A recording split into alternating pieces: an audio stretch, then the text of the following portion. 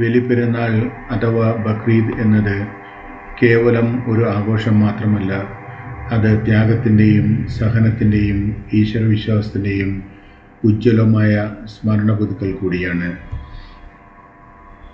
വിശ്വാസത്തിൻ്റെ കരുത്തും സ്നേഹത്തിൻ്റെ ആഴവും ലോകത്തിന് കാണിച്ചു തന്ന ഇബ്രാഹിം നബിയുടെ കുടുംബത്തിൻ്റെയും ചരിത്രമാണ് ബലിപ്പെരുന്നാൾ നമ്മെ ഓർമ്മിപ്പിക്കുന്നത്.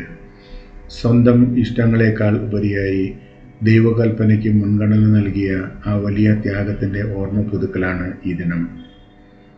നമ്മുടെ ജീവിതത്തിലെ സ്വാർത്ഥതയും അഹങ്കാരവും വെടിഞ്ഞ് മറ്റുള്ളവർക്ക് വേണ്ടി എന്ത് നൽകാൻ കഴിയുമെന്ന ചിന്തയാണ് ഈ ബലിപ്പെരുന്നാൾ നമുക്ക് നൽകുന്നത്.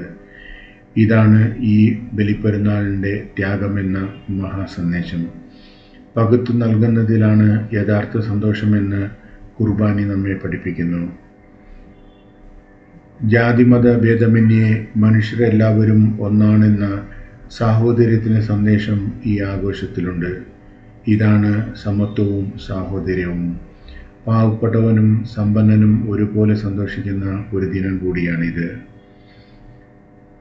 പ്രതിസന്ധികളിൽ തളരാതെ ദൈവത്തിൽ അർപ്പിച്ച വിശ്വാസത്തോടെ മുന്നേറാൻ ഇബ്രാഹിം നബിയുടെ ജീവിതം നമുക്ക് കരുത്ത് പകരുന്നു.